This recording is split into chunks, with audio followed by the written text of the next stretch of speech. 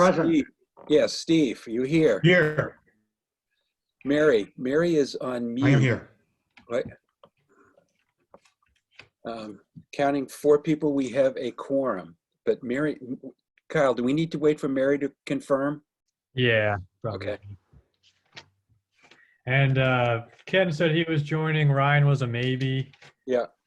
Joanne was supposed to join us until the planning board meeting at 5:30. Okay.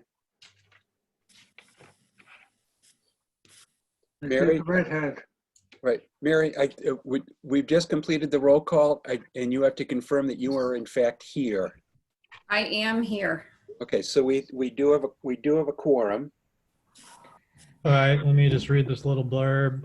Pursuant to Governor Baker's March 12, 2020 order suspending certain provisions of the open meeting law and the governor's March 23rd, 2020 order imposing strict limitations on the number of people that may gather in one place, this meeting of the Yarmouth Community and Economic Development Committee meeting is being conducted via remote participation. All votes during this meeting will need to be conducted by roll call. No in-person attendance will be permitted, but every effort will be made to ensure the public can adequately access and participate in the proceedings as provided for in the order. Public participation will be permitted by allowing members of the public to join this meeting via Zoom or via the telephone. And comments can also be sent in to me by email to kpetticini@yarmouth.ma.us. Joanne, can you confirm that you're here? Yes, Okay, fantastic. Welcome. thank you. Sorry I'm a little late. No, not a problem at all. Not a problem at all. First item on the agenda. I'm sorry?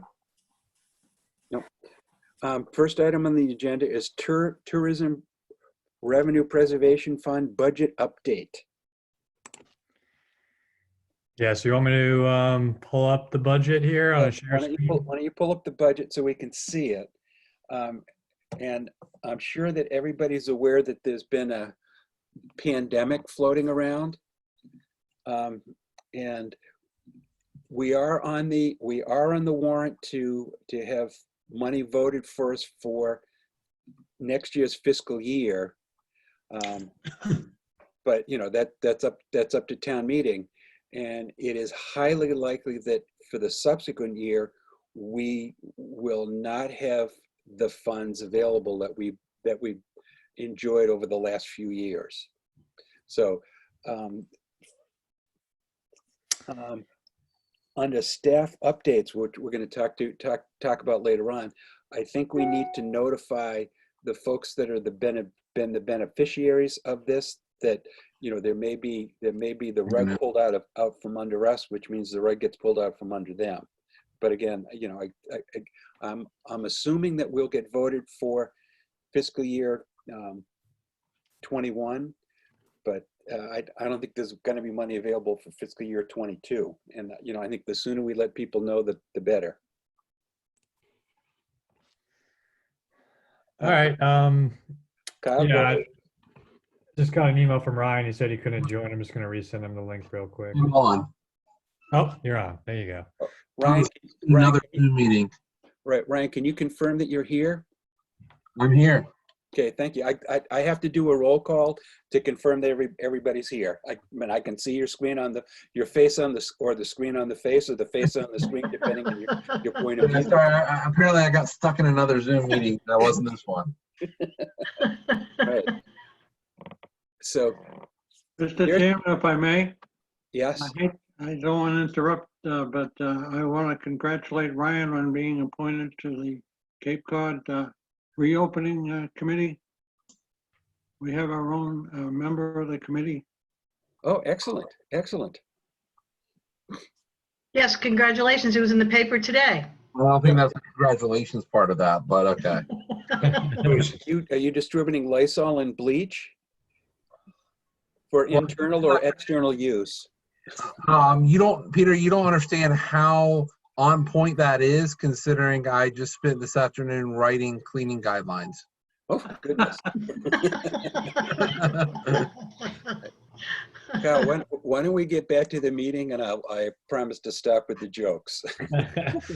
All right. So After some votes from last meeting, you guys have a little over 46,000 available in unallocated funding currently, and a little over 91,000 available in public improvement expense. It is on the town meeting warrant to ask voters to appropriate $379,279 for next year for the tourism revenue preservation funds. There are some doubts whether or not town meeting will actually occur in June as it's currently scheduled, but so that's an issue to note. But this is your What is the minimum threshold town meeting needs to have people attend? 0. There is no quorum requirement for Yarmouth, as I understand it. I do know, though, that the budget has to be voted by July 1st, which means you got to have a town meeting sometime in between now and the end of June. Until for the 14th, I believe. I know there is a meeting set, but whether it's actually going to happen is another story, and the format is unclear at this point. Rich, do we have the latest on that? Hey, Ken? Yes. Yeah. Can you confirm that you're here? I'll completing roll call that you are in fact here. Yeah. Peter, I'm sorry I'm late, but yes, Ken Smith is here. Do not apologize. Right. So you got that, Kyle, that Yep. Ken is here? Yep. Yep. So again, it's a question of whether we're going to get it voted. If we don't get it voted, we're looking at $46,000 available that would still be around, plus the 91,000 available for public improvements. There is a little bit of a but that goes with that. Ragnar is. Have you already moved Ragnar up? Oh, you I have. Yep. Yeah, we Okay. moved it last meeting. Okay, I'm sorry. And we haven't heard from Papaloosa whether they're going to hold theirs yet. We have heard they have canceled. Okay, I'm sorry, I'm reading across. I can read 0 now. Yeah, so that is something you guys might be able to take action on at some point in this meeting, Right. to figure out what to do with that 11 grand that you Right. granted them. But yes, the 11 grand is still available. The Taylor Bray Farm canceled too. Taylor Bray Farm canceled their sheep. Think they're still hoping to do something in the fall if possible. That is another topic that we need to delve into, because they got 4,500 as a grant, but $4 grand was supposed to go to the sheep festival, and only 500 to the fall. They're only project on having 1,100 in expenses for the fall festival, but we can go into detail more on that maybe later in the agenda. Okay. So just to relay what Jack was talking about. So the only call I've been on right now for the reopening task force was on Tuesday, and we have another one tomorrow morning. But the talk at Tuesdays was they want to try to take events on a staggered basis of canceling. They don't want anyone to go cancel stuff for the whole year already. And so they were looking at trying to, if it's September, let's hold off till July to make calls on things that don't have to be that booked that far out in advance. If you have to commit 6 months in advance to something, then you're probably going to cancel. But things that can be closer in, try to hold off canceling those is what the feedback was. Makes sense. Yep. And nobody knows what the governor is going to do on the 18th.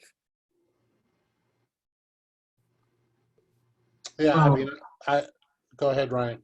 I mean, what everything is from Linda Markham, who's on the committee, who's on the calls and the task force as well. Their plan is due on the 18th. So the plan, from what I understand, is and from everyone else, is that they will submit, and governor will release a reopening plan on the 18th to start staggering stuff at that point. Is their plan due, Ryan, on the 18th? I think their plan is due on the 18th. He plans to release it on the 18th. That's all still a little unclear. I got a one-on-one call with Linda tomorrow, so I will know more after that. Yeah. I would find it hard to believe, Ryan, that he's going to release it on the same day that he receives it. But yeah, they're meeting every day, so. right. Yeah, if I were to guess, I would think, you know, he might allow like golf courses to open, you know, that kind of stuff where, you know, for the most part, people are far apart anyways. Maybe some of the beaches and limit the amount of parking. You know, this is just guesses on my part. Yeah, I mean, the stuff is beaches and golf courses as the first things, obviously, that they talked about. And they're really recommending that towns do not close beaches because of the balloon effect it will cause across the Cape. That if you close one beach, then another town gets overwhelmed, then, you know, all that stuff. So, Right. Whew. Okay, you know, stuff that we still have scheduled and budgeted for, obviously our cultural center, which is for year-round stuff. Seaside Festival, which obviously is in October. Hopefully things will have calmed down a little bit then. And St. Patrick's Day Parade. They haven't, and I'm looking at that quickly, they haven't given us any bills yet from the parade then. They have not, but I think they will be submitting those Okay. shortly. Yeah, I mean, obviously they're not canceled because that already happened. And Cape Cod Chamber Orchestra, that is supposed to be in September, if I remember correctly. I think there's two of them, Yeah, there's two of them. Yeah, they're back to back. but yeah, I think the first one's in September. Right. So yeah, I don't think anything should be touched there. So no fun. Any other questions on the budget or anything like that for right now? This is a question for Kyle. Kyle, on the 2020 available column, Yep. can you just explain that a little bit more? Is that typically a carryover column that at the end of the year, we kind of fund ourselves with the balance that's left, if I'm understanding it? Yep, correct. So at the end of the year, if there's stuff left over, you have your allocation, and then you have your money left over, and it carries over into their next Okay. year. So for our FY 2021 budget that's been prepared, I guess, that's a pretty good number because it's based on things that have already happened. Yeah, it's based on your 2020 available, which is, you know, as of today. And then the only part that's a little sticky is it's also adding in your projected allocation, which, as I mentioned, hopefully will happen at the town meeting. But first of all, it's up to the voters to allocate. And second of all, not totally sure if town meeting will happen in June as it's originally scheduled. Yeah, and Joanne, we get the town gets a fixed amount, and then over that fixed amount, we get a small percentage of the delta above that. And so, you know, if the town doesn't get the delta, the town doesn't get the amount over the fixed amount, which is like $1.5 million, $1.6 million roughly. And so we get you know, a portion of what's above that. If the town doesn't get that, we don't get it anyways. Right. Right. But the money that's in the budget, I'm very nicely pointing to the screen. You can tell that. That money stays. It does not have to be paid. It does not have to be spent in the, you know, in the one fiscal year. The only but that goes with that, it's also not supposed to be a savings account. It's supposed to be used for the purposes of the committee. So, you know, I think if the town, we're looking at it and we're not doing anything with it, you know, the town might say, you know, maybe you need to figure out what you're going to do with it or give it back. Well, that's kind of why I'm asking about what that column really means and how the town might be looking at that and the need for available funds and what's really available for available funds that the town might be looking. Yeah. And Rich is here. As of right now, it's those two items. Kyle, the 46 and the 91, correct? Correct. Everything else has been committed. So, meaning contracts have been signed? Like on the signage project? That is, the money's been allocated. You guys have allocated it. So that's the difference between available and encumbered. If we've kind of signed a contract, I move it into encumbered. Yep, And if you guys have just allocated the money, but there hasn't been a project yet, then it's available. So that's why Right. the signage project is just available, because you guys allocated the money for that, but Yep. we don't have a specific project for it. right. It's not committed, so to speak, legally. It is and it isn't. Yeah, it's It isn't, allocated. I but mean, it's- morally it is, I Yeah. guess. Yeah, I Yeah, mean, like, Joanne, you're right. There's no contract for those funds. So if Those I are all were, funds, sorry, that the committee has voted. right. is for And those note that purposes. Ms. Green Ms. Green is speaking right now. And so I'm going to say that you're on the roll call, Karen, that you're here. Yes, I am. Okay, thank you. I just have to do roll call with everybody who pipes in. so maybe Joanne, you we have should the just floor. hear from Rich. I know he's going to speak to this, but if I were wearing a different hat and I were in the town and I looked at this, if you will, pot of money, anything that doesn't have a signature on it, I say the town should look at very carefully. Well, hopefully Because we're of the going to have a condition- presentation from Rich, right? Yeah, that's right. Yeah, so that's why I'm asking the question. So we'll wait to hear from Rich. Right. And again, a good example, Joanne, is the Parker River Bridge lights, the first one in yellow. Yep. We've committed 55,000, and the bridge is supposed to be finished later this year. And those funds have been included as part of the contract with the contractor. Yeah, Oh, that's, Yeah. okay. that's Well, those have been encumbered. So Correct. that one is actually encumbered then. Okay. Yeah.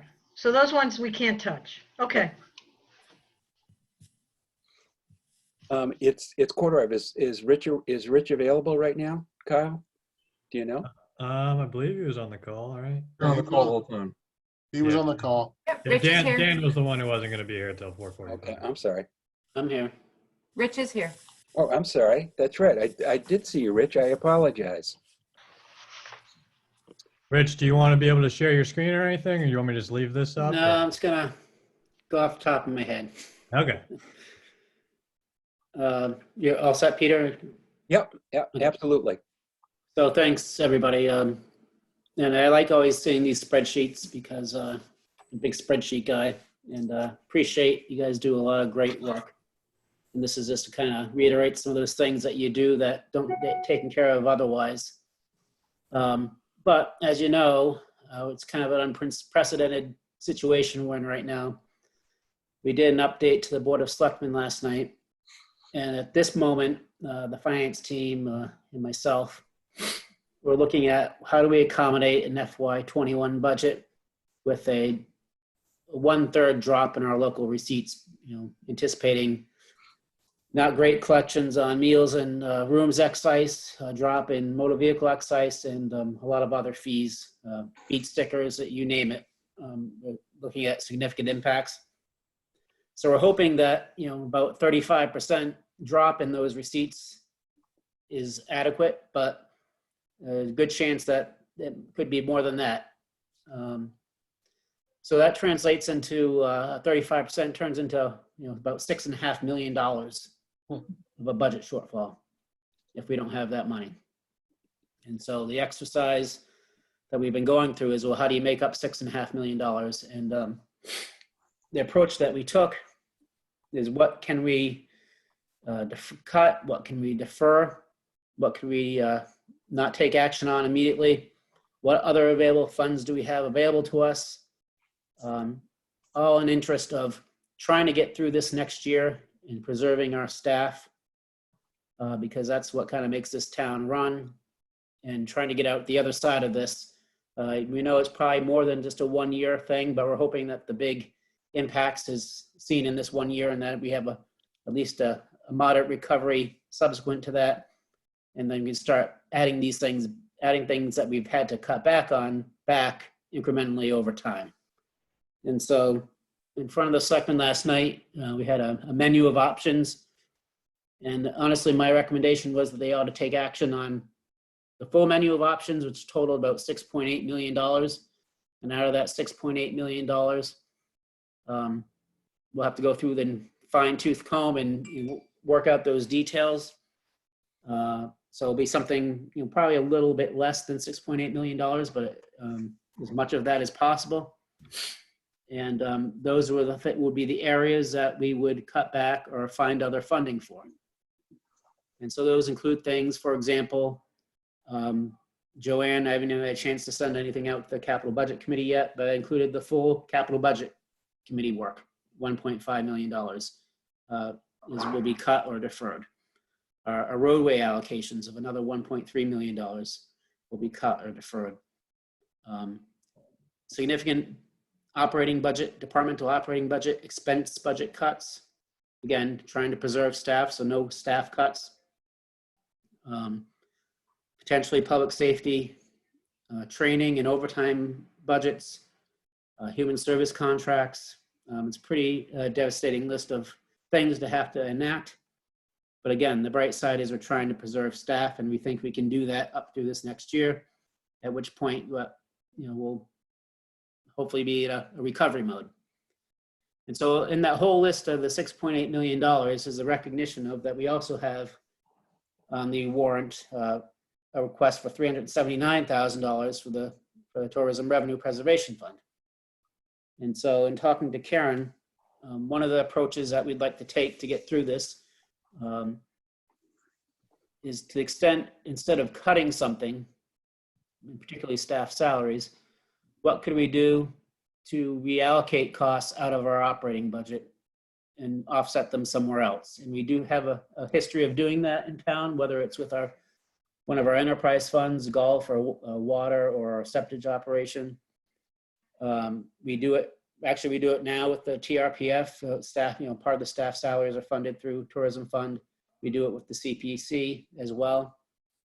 And so what I'd be asking, trying to keep as much as I can intact going forward is to, instead of cutting the $379,000 or recommending that, keep it on the warrant as such, but ask for your participation in our plan here, and to allocate through your internal budgeting process here some amount of that money that we wouldn't normally ask you to do, but in this unprecedented circumstance where we are, to allocate some that would be legitimate tourism expenses. I think within the purpose of the special act that was passed, we can find plenty of things that would meet those requirements.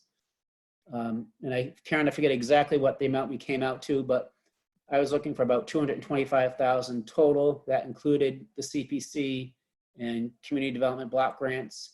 And so that would mean probably around $150,000 or $160,000 or so of TRPF to get up to what we were looking for. And so that would retain the new process of approving the TRPF funds each year within town meeting. It would retain it at 100% intact. It's just that the utilization would be different for this upcoming year. And hopefully in the subsequent years, we can get ourselves off of that again. And then the one other thing I would add in there, which I can't guarantee, of course, but we have done this with lots of similar situations or in other situations, to the extent that we were to utilize these funds for such a purpose in this upcoming year. We keep track of things internally. We have a good finance team, and we know what we do and we know what we don't do. And in this case, this would be an instance where we would keep track of any utilization and come up with an informal agreement that we'd hope to be able to honor in the next year or a couple of years from now, where we can perhaps appropriate extra free cash in the future year to replenish what was used in this year. And I guess that's it. I guess the one other thing I wanted to point out, to whatever extent you guys might be interested, part of my presentation last night to the selectmen was to just give you a little context to this. Our budget was well positioned, and the finance team and I, which I was a part of for a couple of years, we were always planning ahead, and we were well positioned to be able to weather a economic downturn or a storm, you know. And I went back and looked, and usually we define those anywhere between 10 and 15%. And in fact, back in 2010, it was about a 12% decline in local receipts. And that we didn't have a lot of things that we had in place then that we do now. And that led to some pretty significant layoffs at that time because of that. We have better things in place now and better planning. And so we are able to weather it's not a 10 or a 15% event, but a 35% reduction without laying anybody off, we're hoping. And this is just all part of it. So this is really hopefully I'll never see this again. I've been doing this almost 30 years and I've never seen anything like this. And that's where we are. On the surface, I'm not negative on the thing. The but that I have is our grant from the state says the money can only be used for so on and so forth. So if we were to do this and allocate some of this to you, meaning to the town, I'd want you either to prove to us, prove is probably too strong of a word, but show us that you're using it for tourism preservation or enhancements to the town, or I need from the town attorney an opinion that we can do this. Yeah, I think we could probably get you something from town council. I don't think we'll have a problem, and it's incumbent on me to get that information to you. But right. For example, staff salaries, you already do some staff salaries out of the fund. We'd be looking for additional staff salaries. The one obvious thing that occurs to me as economic development or tourism related is town golf courses, and that has significant expenses and will have significant deficits this year and next year. That perhaps it could be allocated towards that, or there's any number of things I think that we can come up with that would arrive at $150,000, $160,000. Hey, Peter, Steve, for Rich, would work the staff would do on the drive-in site be considered part of that 150,000? I would imagine so. That would seem like a logical extension of some of this work. Yeah. Yeah. Okay. Yeah, we've been talking about the drive-in site, and well, we've all been talking about the drive-in site for at least 1,000 years or so. And more recently, it looks like that more things are starting to come together, with the, down there. So, anything that could be done there would help. Now, if this money goes away, and I think you were here at the beginning of the meeting when I said that, we obviously fund events. And if this money goes away, we're obviously not going to be funding events. So again, this is more for the committee to discuss. We would need to advise folks as soon as possible if this is going to happen, that there may not be money available for next year, or, if somebody's getting 20 next year, we might even be able to give them 5, that kind of thing. Or I think what you had indicated earlier was right. So right now you're on the warrant for $379,000, and the proposal is to keep it on the warrant, just with an understanding that a little less than half of that we're asking for your cooperation with, which should provide you funding to continue the events as you've been contemplating for up through the next year. Yeah. But your assessment's correct. There's a floor, I should say, I guess. If you're not over $1,585,000 in receipts, which very well could be the case in the following year, then the allocation would be pretty minimal. But that could be an example, depending on everything else, that if we're able to tap into some of these monies now and keep track of that in a year where you perhaps don't have any of your normal recurring revenue sources, to the extent that we have other funds available, if that were to be the case, that might be a case where we can appropriate those funds into your pot to keep you going. Anybody have any comments about this potentiality? Ken, I'm looking at. I certainly understand the reason for the ask. I certainly think that it's going to warrant some discussion by all of us in this committee to think that, I get it, and in principle, I'm 100% for it. We just got to figure out where we're going to draw from. I guess the simplest way I can put it. Because there's going to be money taken from somewhere that we funded in the past. Right. Steve?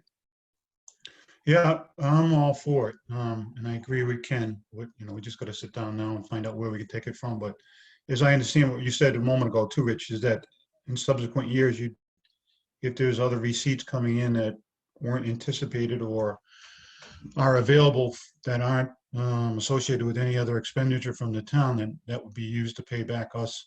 Is that correct? Yeah, that's why my thought process is the extent we're borrowing. We've actually done that in the past where we used to appropriate, in addition to these receipts for rooms tax, we'd also throw in free cash. It's been a few years since we've done that, Right. but perhaps that's an approach we can consider in the future to the extent it's available, under the premise that we're repaying you back for what you did for us this through the budget in this upcoming year or two. Yep. Mary, any At what comment? interest rate, Rich? What's that, Ryan? At what interest rate? No. Whatever you want. It's a seller's market. Peter, what's the commercial lending interest rate right now? We would go to the usury rate, which would be 18%. We're breaking out the credit cards. So. That's right. Ryan, do you have any thoughts on this? I mean, I wonder what kind of precedent we're setting, and that's the only concern I have from the precedent side. And Rich, can you explain a little more to me? I guess maybe I either missed it or it wasn't clear to me.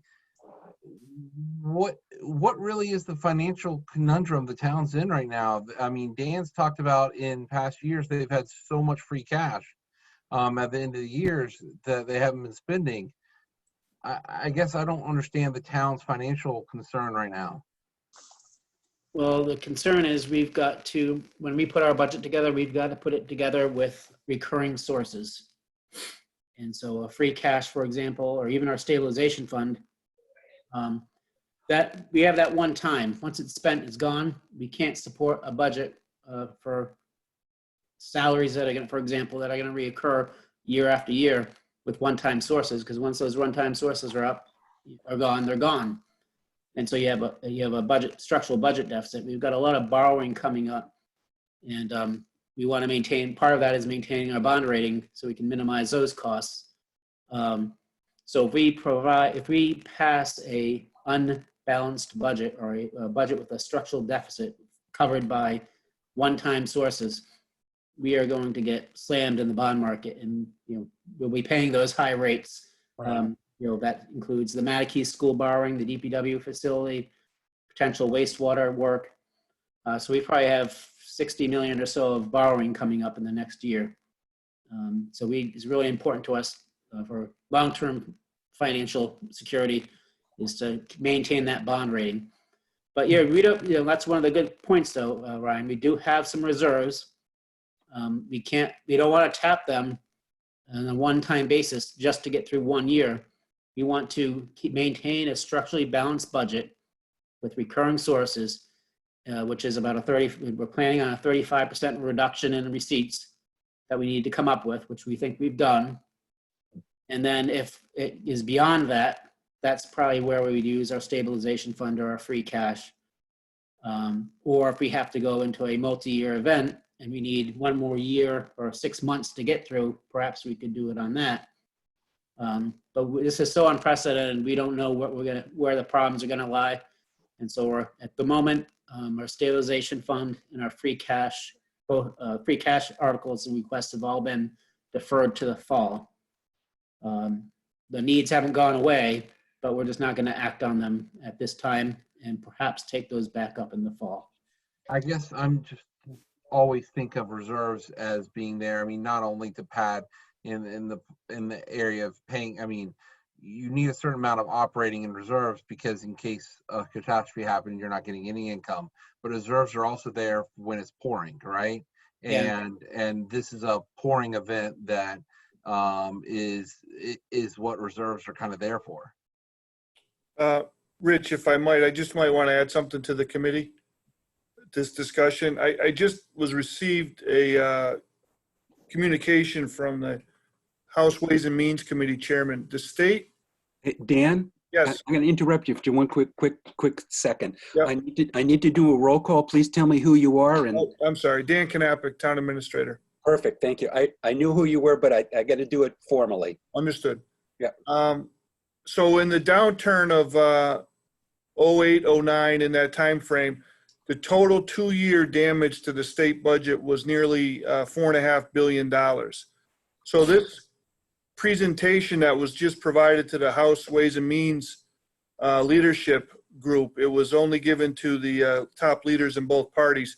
This is something that's normally done it's done in December for the entire legislature and for the governor, where they have these hearings from the financial experts. And so what the governor's hearings back in December, this is an update to that because obviously things are different. They're predicting nearly a $5 billion gap in 1 year in the upcoming state budget. And the problem, of course, is right now the regional school district and all the school districts are on a hold right now. They have not been told by the state as to what damage will be done to their budgets. They've been kind of a wait and see. And so this is the first communication we've had with the state that has forecasted, as much as the challenge of forecasting our local receipts is to us and how much our downturn will be. We've been waiting for this communication from the state because the revenue received in Chapter 70 school aid will have a direct impact on the town as well. That this $5 billion 1 year hit to the state budget is the worst it's been probably proportionally ever. And they're talking about a multi-year climb out of that situation, which we've been discussing for local receipts on the same time. So the second shoe to drop is the shoe related to, for us, the Cape Tech and EY school district, you know.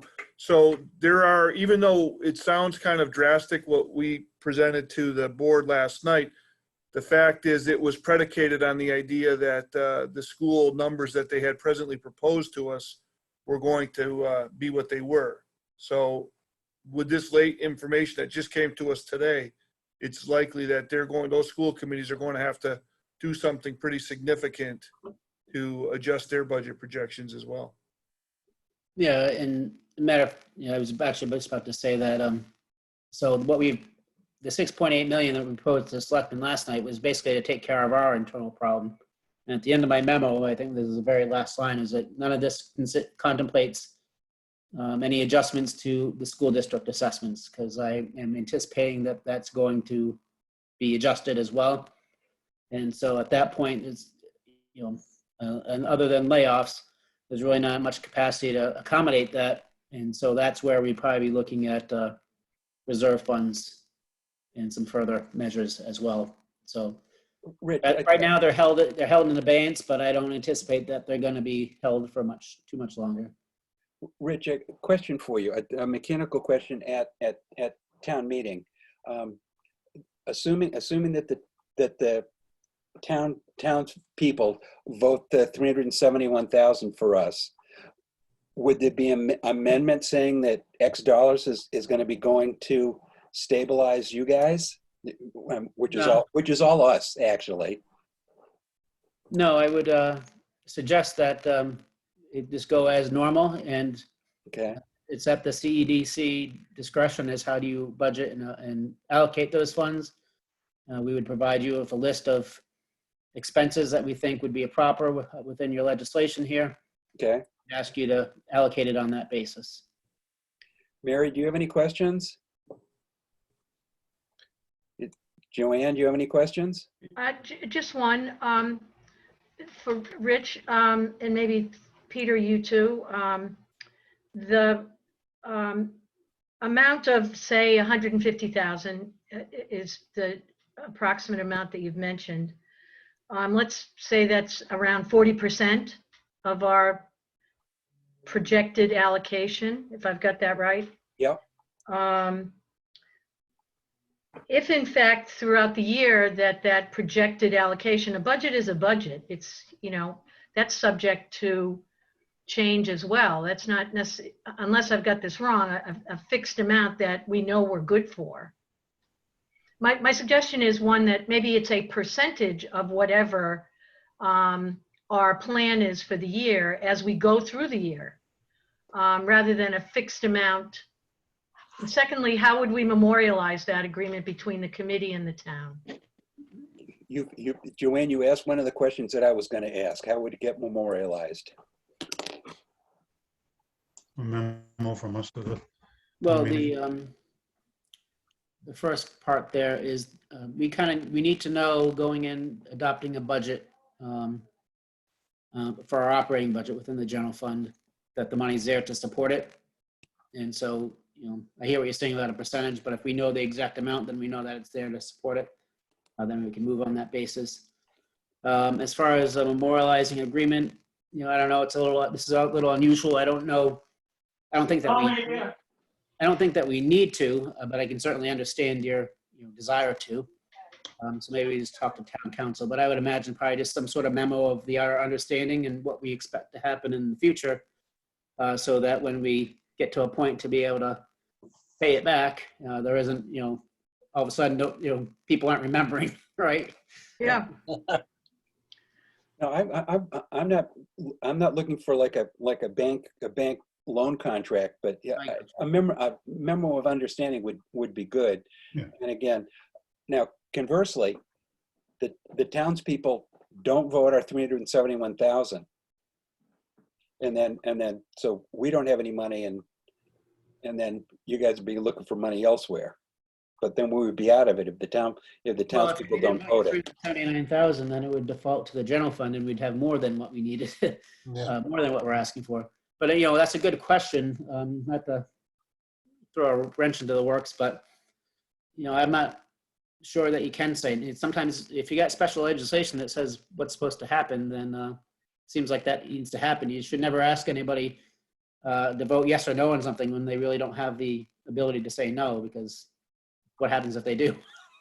And they don't, and they can't. So, well, I'm certainly not going to bring it up that they should vote no. Right. But I mean, I think if we get to an agreement, I think that this becomes part of what we're doing, and I think people would understand that and appreciate that. And you don't get in this box of we are asking for all this money for all this stuff, and you got 500,000 in the till, and the town's facing big cuts, and on and on and on. And in this approach, you're part of the solution to everything, which is a lot more positive. We want to be part of the solution. Right. Mary, do you have any questions? No, I think everybody has commented, and I agree with many things that people have said. I think we have to get things in writing just to make sure that everybody, like you said, we don't go a year down the road and we don't remember what we all agreed upon. So I'm good. Right. And again, I do need something from town council saying that we can do this. Mr. Chairman, if I may. Yes. Jack McCormick. I just thought that perhaps we should just find out exactly how much we could allocate to this. And I agree with Mary that we need something in writing that would commit. If a new board of selectmen comes in down the road, that they're going to say, "Oh, we didn't agree to that." So I just want those assurances. Oh, just for example, I mean, I don't know how binding any of it would be, because it's from ourselves to ourselves type of thing. Right. But for example, we've had this discussion regarding one of the things in that 6.8 million was $1.3 million or so for roadway money, which is funded by an override back in 2012. And so a lot of people were reticent to want to say, they had a principled position that we voted it for an override, so it's got to go for roadways. But some point practical reality trumps your principled position. You're going to let everything else go to hell around you and still have unspent money for roadways. And the answer was, of course, you can't do that. At some point, you got to realize the gravity of the situation and move on. But, it's kind of informally the same arrangement we have on that. When we're back to a position, if we do have one-time sources available, that's probably one of the first things that we restore and make whole again. The roadway money funded from an override, there's going to be an interest in making sure that gets repaid, so to speak. What I would suggest then, Rich, that if you could, again, I'm not looking for bullet points where it's hard and fast, but just some broad areas. What you'd use the money for, that would come under what the state has approved for us to do with the money, and then a rough memo of understanding of how we would get that money back eventually. And we understand that if everything goes to hell in a handbasket, it may be 2, 3, 4 years down the line. But at least something, and then a confirmation from town attorney, and then we can look at all that stuff, and the committee we can argue it out and give you a very, very quick vote, because I know you would need the vote long before town meeting. Peter, if I may. Sounds great. Peter, Yes. can I? One, I think that's what he just said, and I just want to clarify.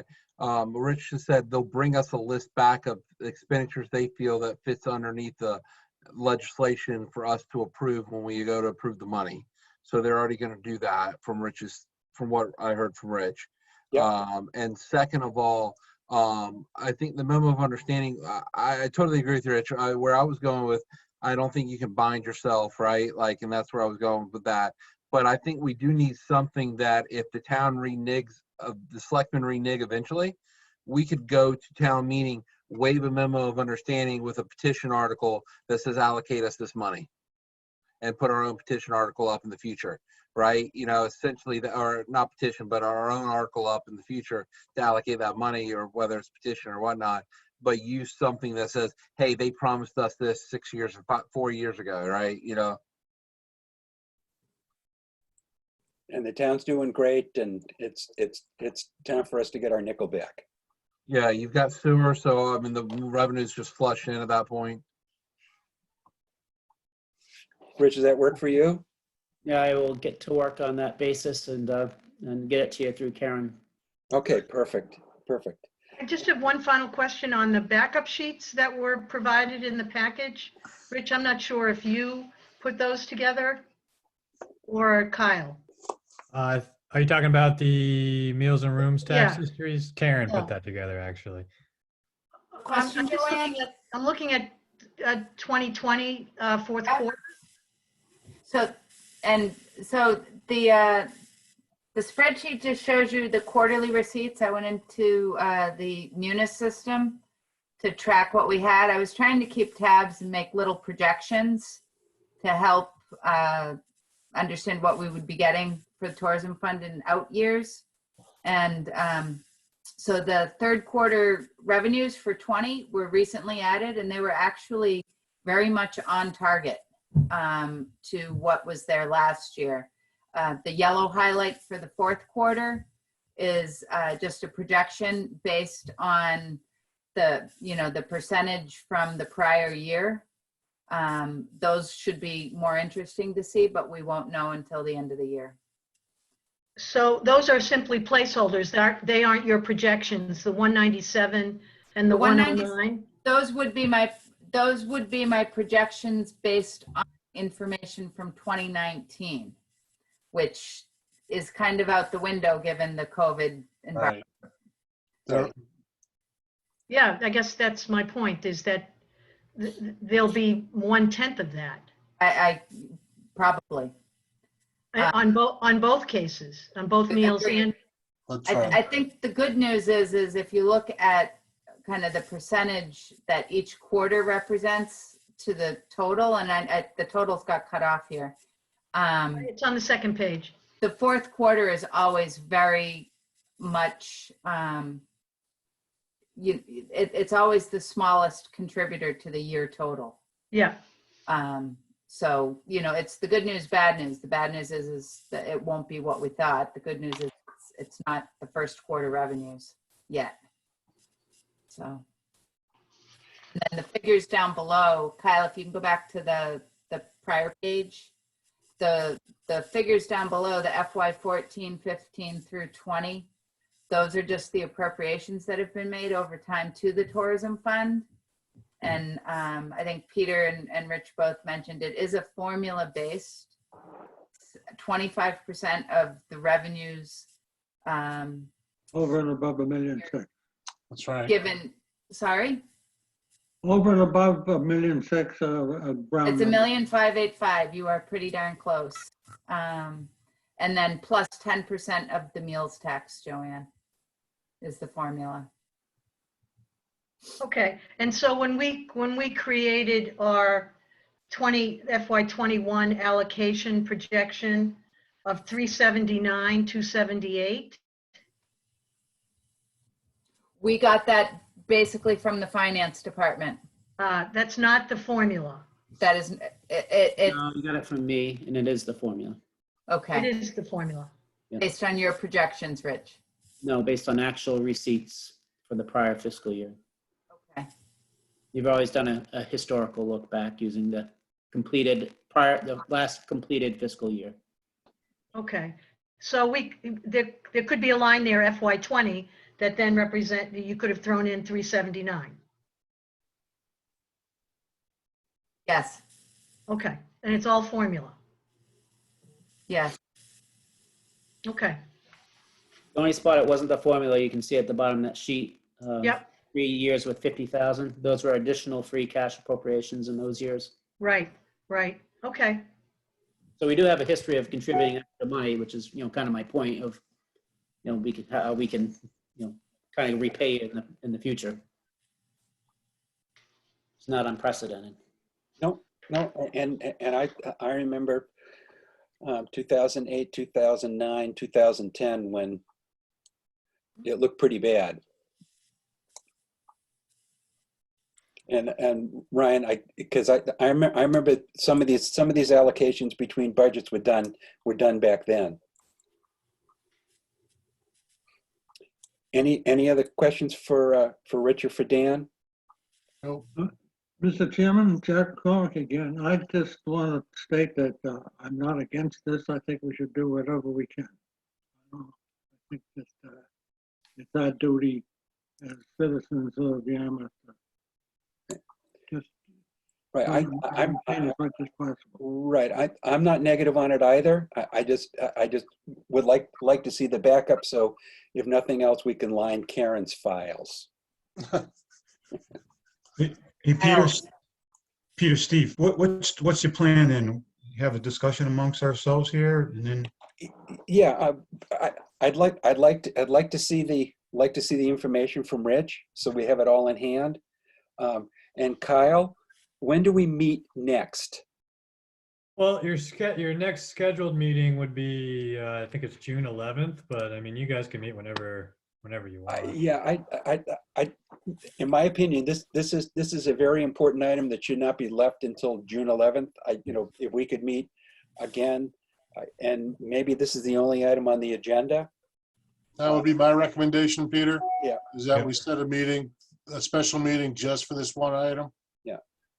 agreed. Okay, agreed by everybody. So Rich, your homework is, when can you get it to us, and we'll schedule a meeting right after that? Or do you want us to give you a deadline based upon our meeting? No, it's all right. Everything's a deadline, so. Everything's important yesterday, so I'll get it Yeah, done. okay. So we'll, why don't we, since we're talking about it, why don't we set a meeting date if we can? The 13th would be next Wednesday, the 14th would be Thursday, the 20th or the 21st. Memorial Day is the 25th.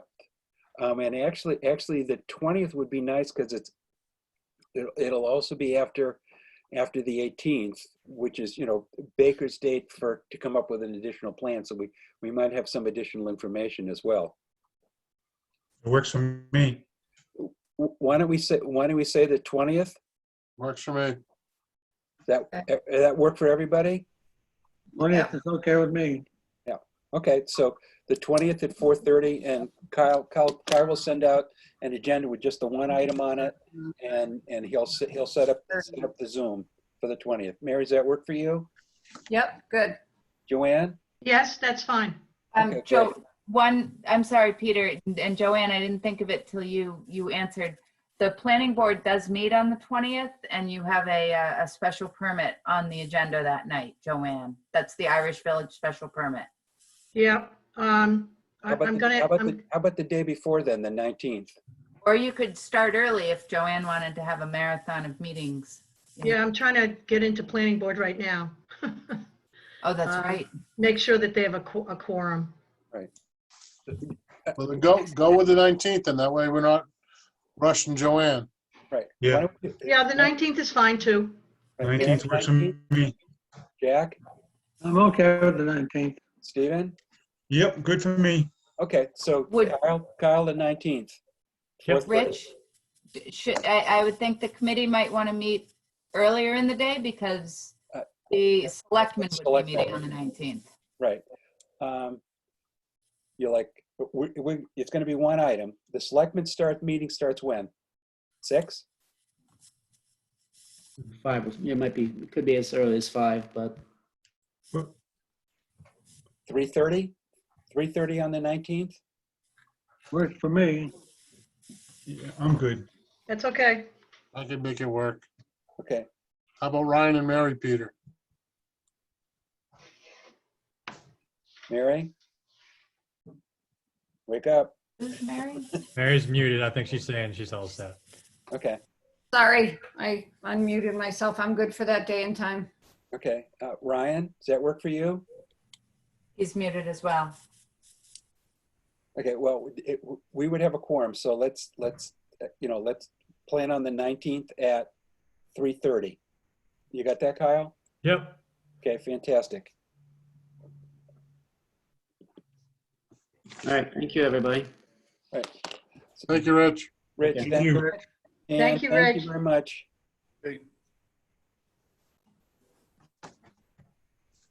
Okay, what's next on our agenda? So I might just suggest that you do the drive-in site Wi-Fi proposal discussion while we have Dan here, so he can Okay, yep, add some absolutely. context to it. Right. Just stop sharing there. So Kyle, you have the package and is part of the package that what the company provided to us? Yeah, you want me to pull that up? Yeah.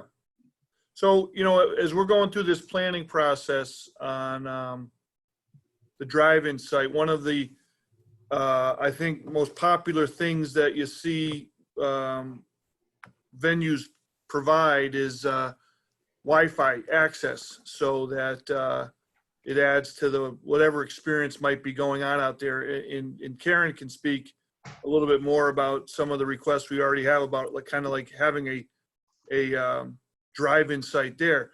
So what we thought is what we wanted to do was have a price proposal to generate specifications, if you will, for a pretty robust Wi-Fi network out at that site and be able to turn that over to the Karen and the planning department as they do a design work on the site. Because as they move towards utility work there, having this document in place, the designers for any utility work that go on out there can incorporate this document in these specifications that they would generate from that into the site planning. Further, we asked them to provide us some additional flexibility, if you will, to expand the Wi-Fi footprint. So right now, as it was proposed, it would be in the area of the Riverwalk, knowing that that's the first area that's due for some improvement. But going further, the network would be built so that it would be flexible to cover, I think it would be to the west, the rest of the site as something evolves over there in the large field. So it's more a matter of kind of checking the box on a activity that sometimes gets missed in traditional engineering services.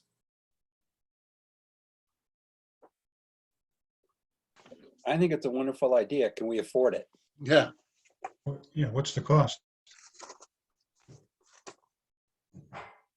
$6,100 for the $6,100 for the layout and the proposal. Centerline Communications, just to let you know, they're a good company. They're we wouldn't bring a bad company forward to you, but I'm familiar with them. They're over in Plymouth. They helped to design as a partner with Open Cape the proposed Wi-Fi build out for the National Park Service up in the outer beaches. Okay, okay. Hey, Dan, Steve, the question I have, if I heard you correctly a moment ago, say that this is for the River Walkway site? Part one. Yeah. Yeah, well, it would, the system that they provided to us is such that we didn't want to undersize the Wi-Fi ability at the site. So we made sure that whatever they generated for a final specification product, it could accommodate a future build out at the site on the other side. So that's what we got. Okay. Peter, question for you. No, Didn't we already encumber 10,000 for this potential? I thought that was, for the folks from Canada to. Was that, that's why I just wanted to make sure. That's why I asked. Okay. Right. That's what it was. That's kind of what if I could jump in again. I'm sorry. Where I was Steve, go going, ahead, Dan, please. is where I was going with this whole thing is, what I don't want to have happen is for us to get into having two costs for the same thing. I didn't know Yes, if the right. Canadian activity was proposed for Wi-Fi only, as a Wi-Fi service, as opposed to the general utility. I did not know to what level of specification they were going to generate so that you could build a Wi-Fi network off of what they would deliver. Their proposal, Dan, is an analysis of the site as an event venue. Right. So it doesn't have anything to do with Wi-Fi. Yeah. I mean, that might be a minor component to it. They might say you might want to look into getting Wi-Fi or something like that, but they're not doing any sort of Wi-Fi engineering. Yeah. This is the hard engineering work that goes on beginning like with the site survey and the benchmark testing associated with disturbances that could be at the site, frequency interferences, and then the design of the network. So it's right. Okay, much like Dan, a preliminary electrical plan. It's that kind of level of activity. right. With really tight budgets, they say it's going to be $6,100 to design this. To provide the specification to a design engineering firm. Okay. So as a for instance, and I'll just use the name because you're familiar with it. If we decided to go with Beta Engineering and we said to them, one of the things that we want you to do is you do a design activity for electricity, for water, and for sanitary disposal. We want to have you include a Wi-Fi design, a network design. Well, they would go out and subcontract that anyways. In this particular step, we could present the specifications to them for the site to be incorporated by reference for a future design. So it's almost, if nothing else, this year, say we do the site survey and the benchmark testing on the site, and then leave the actual network design to a later phase, because I don't know, Karen maybe can be helpful as it relates to, how far away are we from engaging an engineering outfit to do some preliminary work at the site?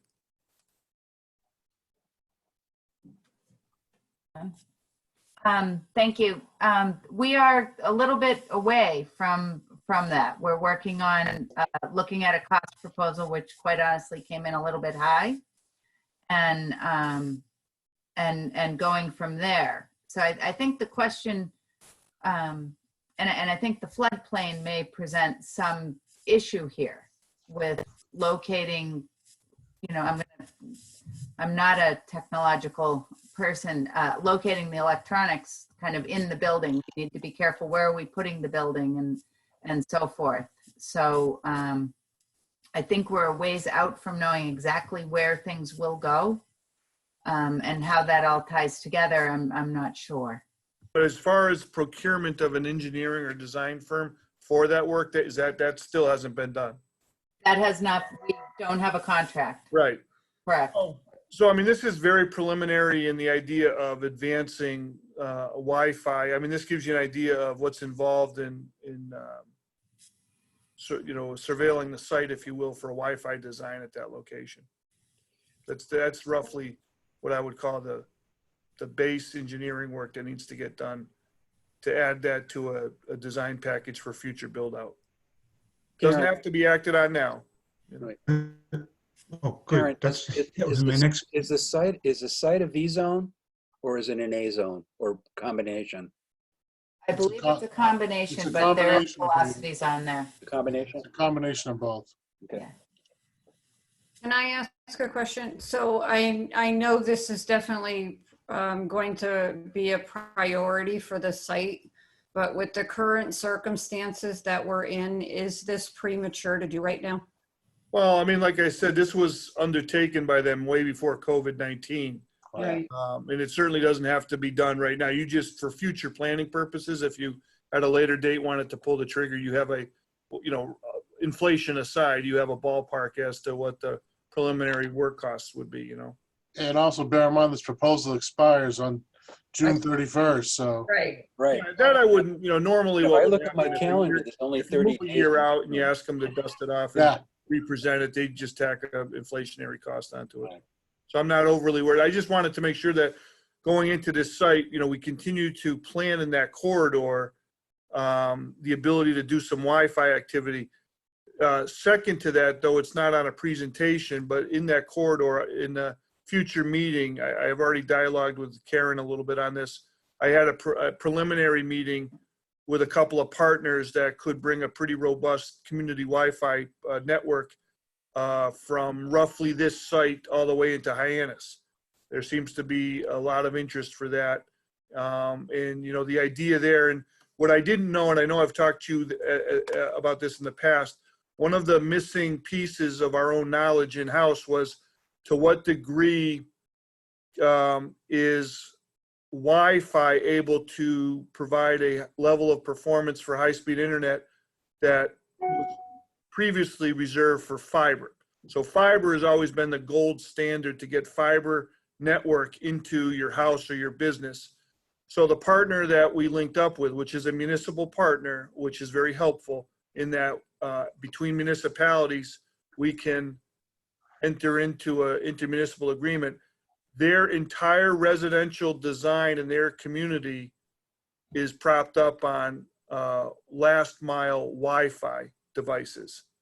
And so they didn't wire homes, and they have almost 3,000 homes that they've connected over the last 2.5 years with significant performance improvements over the Comcast network, all done through radio receivers, which is, to me, was the missing, you know, 5 or 6 or 7 years ago, that was kind of like, geez, someday we're going to get there. Apparently we're there. And these are commercially available receiving units that don't have any problems with, you know, resupplying if they die or whatever. But this utility company said that's the way to go for the future. For businesses that want to move a lot of data, they certainly would recommend bringing a fiber line right to the facility. But for what we want to do, a wide scale potential for community Wi-Fi to introduce our citizens to what the power of a Wi-Fi network could be, this is perfect. That proposal would be perfect for that. So that's something I'll present to you later with cost proposal and some funding partners. So Karen and we haven't had an official Karen and I meeting on it yet, but she was looped into some conversation preliminarily. I've got a little bit of follow, but that's the most exciting news in this entire internet fiber conversation I've had with you, next to probably actually securing some money. Because even with the securing of money, the cost to get into wiring what we want to do is dramatically reduced. And in fact, in the community that we spoke to, the utility that we spoke to do this, their town, it was originally 5 million, but he said with radio receivers, it'd be 2 million to do 18,000 people. So that kind of gives you the idea of how much of a game changer these radio receivers are. Yeah, no, absolutely. Absolutely. My feeling is if we get pretty close to our folks from Canada and dovetail this into it at the same time so they can speak to each other. That would be, you can certainly do that. That's certainly great. Right. You know, because, you know, if the folks from Canada say, you know, we need poles here and poles here, and these guys say, no, I need poles here, Exactly. right? Yeah, that was part of the unknown when we spoke to Centerline is we have no idea right now where poles would go. Yep. Certainly 5G wind rated floodplain approvable poles is an issue in Yep. their proper locating. So Yeah. that's absolutely a good point. So I think it absolutely should be done at the drive-in site. I think it would be a great enhancement.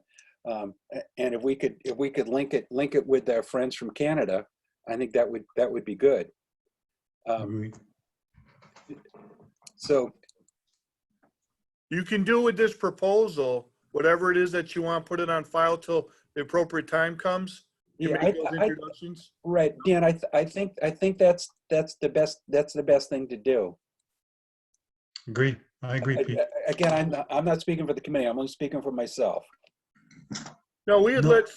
we had told Centerline that the site is many years away from a finished product, and this is just a really preliminary step into Right. doing a little bit of reconnaissance on certain utility needs there. Steve, did put it on hold for the time being? I agree. Yeah, I think the driver on that drive-in site should be, you know, the work that we got from the folks or the work that we expect to get from the folks from Canada. So, yeah, I'm agree. I like the presentation, Mr. Manager, but I'd like to just hold off until we see what we get from Fifth Dimension. Sure. Mary? Oh, I agree with Steve. Yeah, I'd be in favor, Peter, of holding off for right now. Is Ryan still there? Is he gone? Peter, if I could just say a word. Yes, Jack, I'm sorry, yes. Yeah, I know, I keep thinking that people, I hear them say, not in my lifetime. And I worry about those things nowadays, you know. But anyway, when it comes to the drive-in, I hate to kick anything down the road, but as far as whatever the committee decides, but you know, I'd like to see this thing move forward a little quicker than it's doing. Right. Plus, I had one other question. Yes, sir. How did it become the Seagull Drive-In? Well, we kind of we had to provide them geographic benchmarks as to the territory we were looking at. Right. Seagull Beach was that outlying piece out there. I don't hate it, but We certainly didn't mean to take any liberties in naming rights. oh, I kept saying that maybe it should be McCormick Park, but anyway, we can move along from that. There you go. Has a nice ring. Right. Peter, I have just one comment. Yes. One, I'm kind of aligning myself with Jack in terms of trying to do something that's small but impactful. Might be helpful just so that we have more information. Our kind of bank of knowledge about all of the pieces here is slowly getting filled in, but it seems to me that the Wi-Fi piece of this is could be sort of a standalone, get a picture of what the landscape looks like. And it may be, because of my most recent reading on the new popularity of drive-ins, Right. as something that are coming back. Actual drive-ins are as a result of this COVID-19, an option that other towns and municipalities throughout the country, they're finding that those options now might be more real than we ever thought they would be in terms of the popularity and a way to enjoy entertainment outdoors. So what are you saying, Joanne? If we wait long enough for the drive-in back? Well, what's old is new again, I guess. No, Diane, you have a great point. And if the Wall Street Journal said it, it must be true. You have a great point. Mary, the chamber should think about doing We're already inflatable doing screen at the the drive-in homework. site. We're already doing the homework and already got estimates, so we're working on it. Are you On it being a suggesting? drive-in, Mary? Yeah. Oh, you're way ahead. Awesome. On the drive-in site. Don't forget the skating rink. Nope, that's included. Mary, excuse me, Work, Joanne, Mary. are you suggesting that we should take a vote on this? Because I was suggesting that we wait until we see the proposal from Canada so we could mesh the two together. Well, let me just tell you that this is not something I was going to talk about tonight, but so we're doing some preliminary homework on cost and thinking about social distancing. And I already have an email out to Aaron Kaufman for some suggestions from them. So there's a lot of things that would have to take place, especially on the state level, I guess, from talking to Mark Grills to make it happen as well.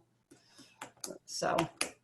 Well, Peter, I wasn't suggesting we take a vote. I think holding it doesn't really affect us one way or another.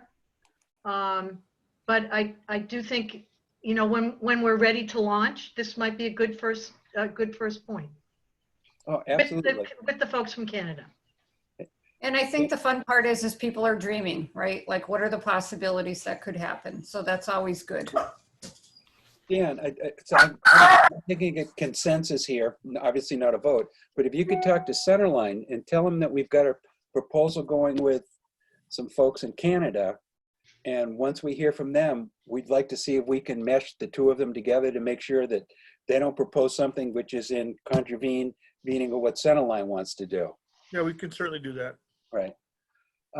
One last comment about the drive-in. The last time I was at the drive-in, I had to wear my pajamas. I'm not wearing my pajamas to the drive-in. Well, that could be not going to the. I don't want to see that picture. Cover your eyes. And I was wearing my jammies with the footsies at the time, and it was embarrassing as a 6-year-old. Any other questions for Dan on this particular item? Thank you, Dan. You're very Thanks, welcome. Dan. Thank you very much, Dan. You're very Dan, welcome. Thank you. Okay. Thanks. COVID-19 reopening advisory board comments from committee. Yeah, so put in your packet that, the state reopening advisory board is accepting comments from community groups. So I didn't know, I just wanted to put that out there in case you guys wanted to submit some stuff as a group. We obviously have the in on the Barnstable County Reopening Advisory Board, as was mentioned earlier in the meeting, with Ryan being on it. So just wanted to throw this topic out there for you guys to discuss. Also, the county's board's also taking comments as well. So I can send you that link, Kyle, if anyone wants to submit them there. Yeah, I'm just off the top of my head, any activity that right now can keep people at a distance, I think is advisable. And again, I'm not a golfer, but unless people are driving golf carts, they're usually pretty well separated on the course. Anybody play golf? Do you mind saying that correctly or incorrectly? Yeah, you are. No, you're correct, Peter. Right. Especially if you're driving into the woods all day. Well, you and me both, Steve. I think, Peter, to me, where I could see the golf being the problem is touching the pins, touching certain things like that. Okay. However, because I've dived deep into cleaning stuff, outdoor equipment and things outdoors don't necessarily have not been proven to transmit COVID yet either. So, I could see that. Then if you're playing in a foursome with people not from your household right now, when they're not asking you to be around people not from your household, I can see that as problematic. So I can see some of the issues, but also I can't see them at the same time. Right. Well, I'd add to that, Ryan, that the PGA and all the golf courses below the Mason-Dixon line have already got some really good work rules where they've implemented where you don't have to touch the stick. You don't have to really have any interaction at all. You're not in the clubhouse. You do everything online. You come and pick up your cart. You ride alone or you walk. The rest of the country has figured this out, and hopefully New England will follow suit soon. Yeah. Hey, Ryan, who's Yeah. on the Barnstable, the county committee? Just Who's what? the Barnstable County Committee? Yeah. Who else other than you is on that? Oh, a 21 lot of members. townspeople. Wendy's leading it. Okay. A lot of townsfolk. A woman from Children's Cove. President of Cape Air. Yeah, Linda Markham, but she's on the governor's committee too. Right. So Well, yeah, it's it's all- kind it's of. all these- I can send you the list, It's all these- Ken. it's all this- All the state, all the legislators, all the Cape Cod legislators. Yeah, It's I all got the- it. I got it right here in the email real quick. Hang on. Yeah, the members are all the elected officials. I'm reading from the paper today. Yeah. So I got the list right here. It's all the electeds. Yeah, Mark Els, Tony Scavini, the Bourne Town Administrator, Peter Lombardi, the Brewster Town Administrator, Shereen Davis from Chatham, Selectman, David Sampson, Sandwich Selectman, Jack Eunice, Barnstable County Administrator, Sean O'Brien, Barnstable County Health and Environment, Christy Sanatori, Cape Cod Commission, Brian Carlston, National Seashore, Chief from Hyannis Fire, and then the private sector is Wendy, Michael Off, Linda Markham, Kevin Howard, Eugene Curry, myself, and Cindy Horgan from Cape Cod Children's Place. Okay. It's a good group. It's a very good group. Yeah. What's the tenor from Barnstable, not from the state, Ryan? I mean, how many meetings have you had, and where's the discussion? They had one, I think, informal last week or 2 weeks, two informal. Then we had one last week, and then we're meeting every Tuesday and Thursday. Okay. So we got one tomorrow.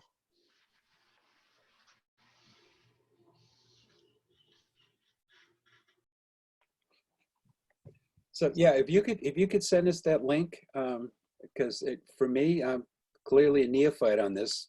So interesting to see, and some thoughts. You know, the first thing that came to mind was golfing, and then if we could do something with the beaches, you know, maybe put sharks in between people every 6 feet. I don't think you should bring up beaches or golfing. No, I mean, you saw the front page. The selectmen opened the beaches last night, right? Yeah, I think it's a question of who has the authority, whose authority overrides who in this instance is I what think needs the to be Board of done. Health's authority overrides the selectmen on this one. So Well, it Which depends I on think who is the the police case. decide have the authority, because the police would have to enforce it, right? right. So who the police are going to listen to? Right. It's martial law out there right now on the beaches. And then you know, some boating things too. Yeah, Bourne just opened their marinas and they put out guidance, and so they shared them with all the towns this week. Dennis has opened them arenas too. So And then, you know, obviously restaurants and hospitality. well, like Those are the toughest ones. I emailed this to Karen yesterday.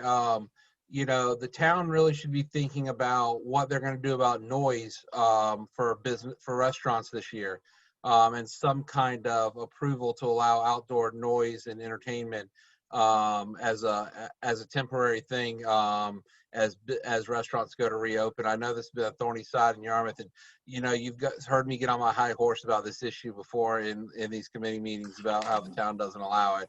And Jack eloquently talks about what happened in the 70s to shut it down.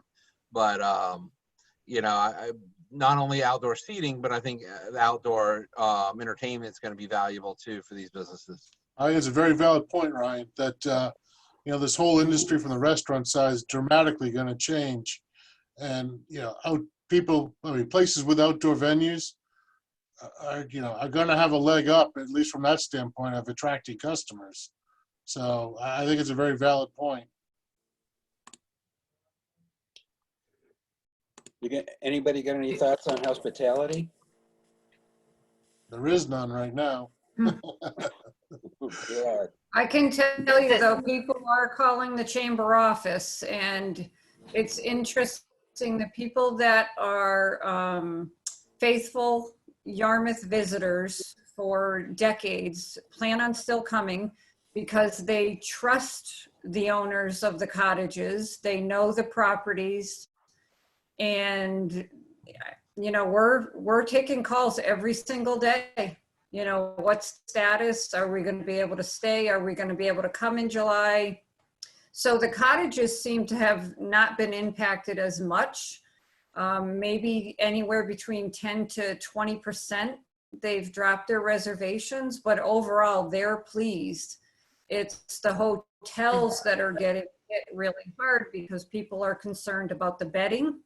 How are things getting sterilized on a daily basis?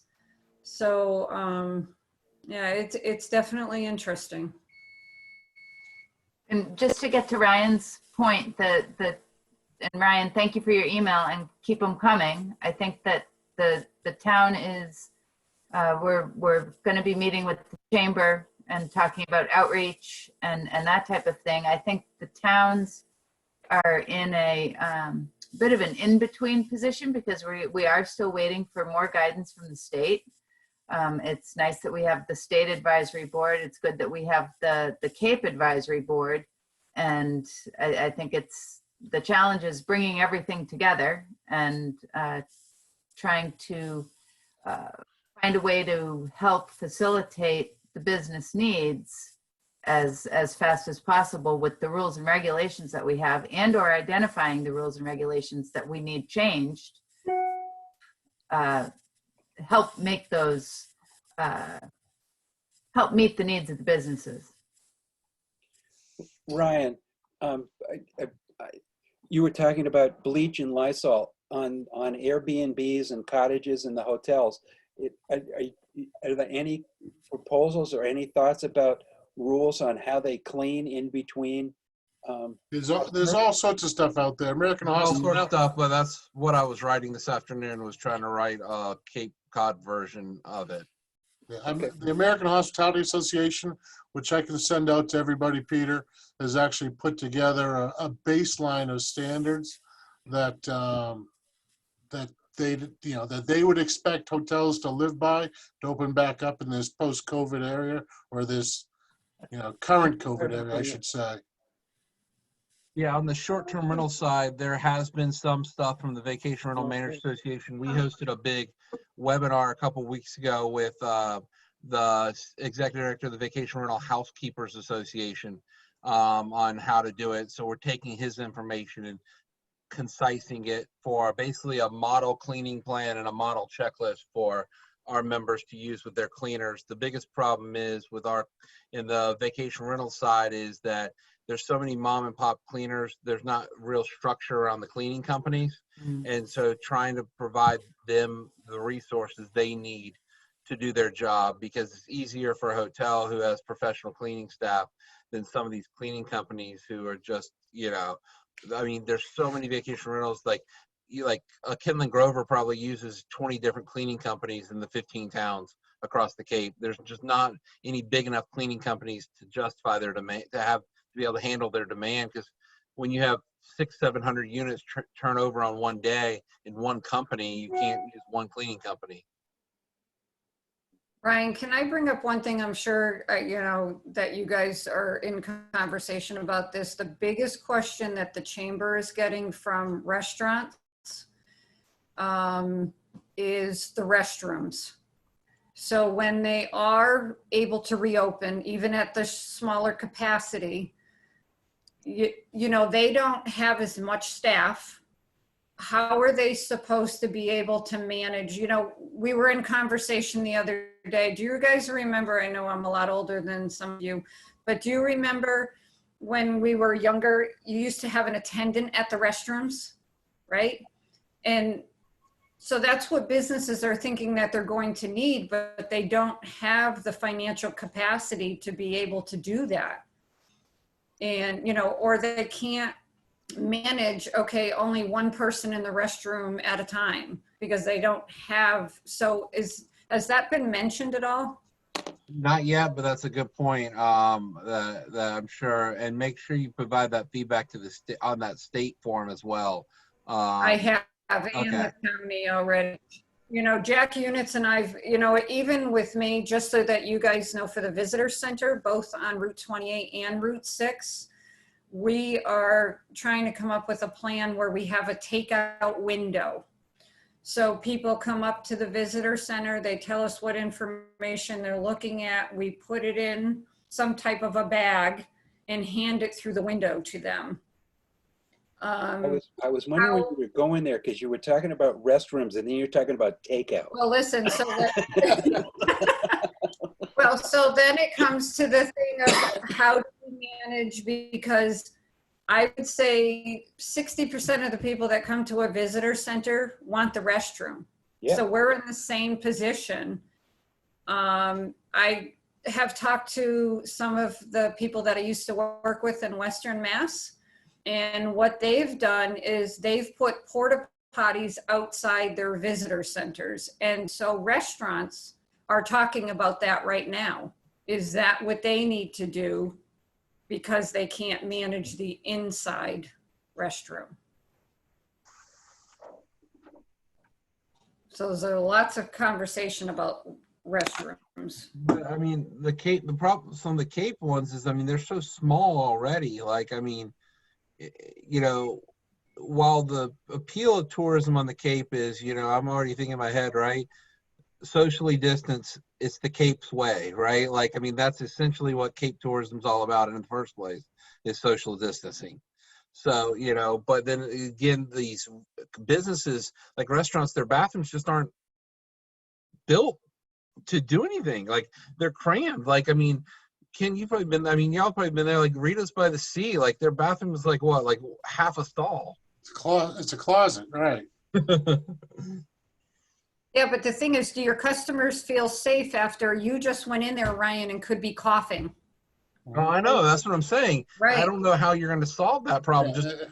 That's the problem, Mary, right there, is you can't solve everybody else's psyche for them. You know what I mean? So, and No, but business owners want to make sure their customers feel safe. So we've been trying to talk to chambers down south to see how they're managing that. They just don't care as much. I mean, I'm just talking to the folks down there, like they're just, you know. Free for all. Right. And Mary, your comment about porta potties. My parents used to have a pickle jar in the back seat. We can provide those. All right, let's keep this moving, guys. Free pickle jars. We ought to get back to the agenda. Exactly. Please. Committee member updates. The one item you skipped over was the special event discussion.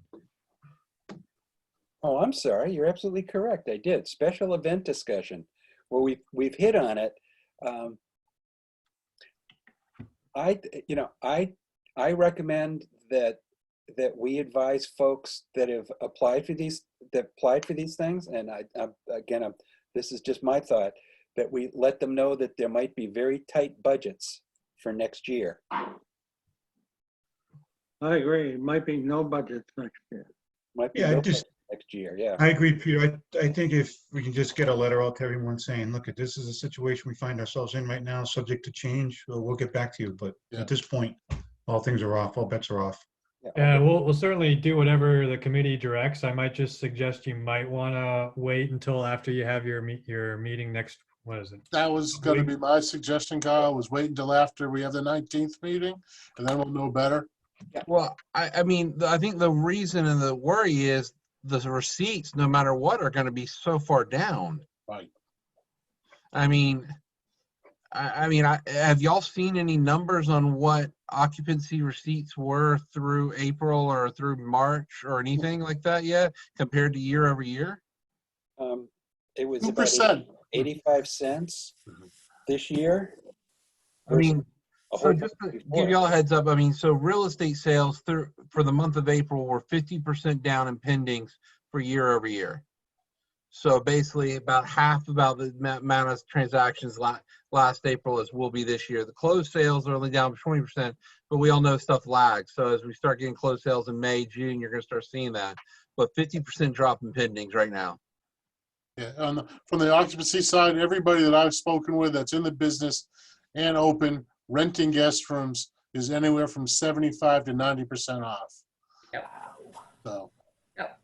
I that's, just want to note, I mean, obviously there's going to be a big hit to the formula, and even like you guys mentioned, even if you'll get over the threshold to get anything, but that won't, as I understand it, someone can correct me if I'm wrong, but that won't come into play for this upcoming fiscal year because that's Right. based off of. Right.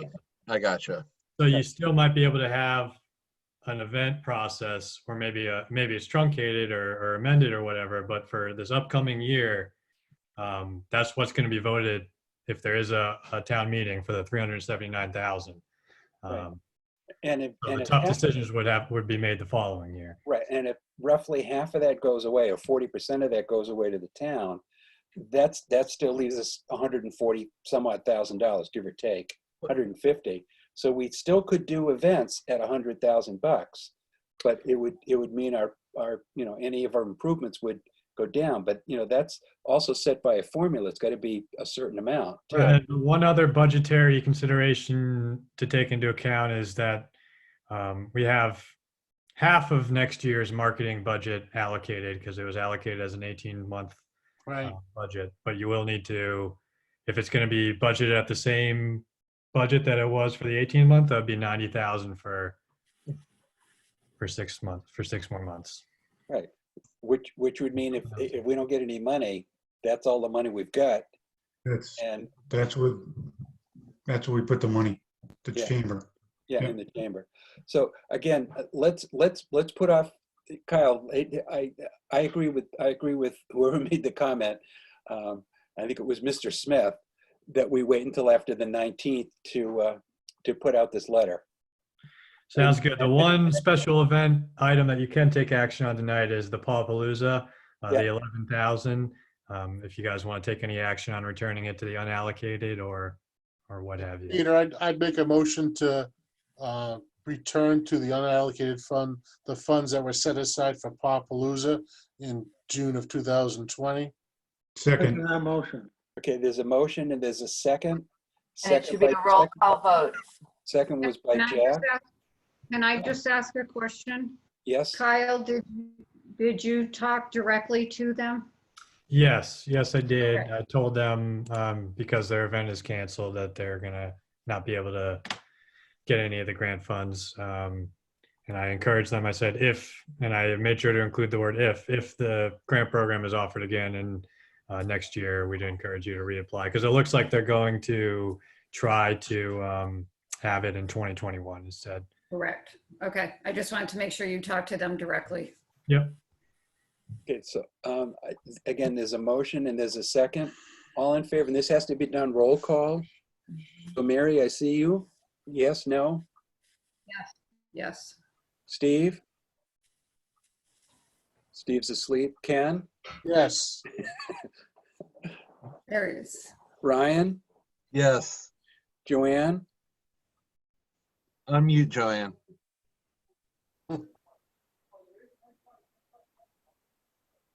Steve?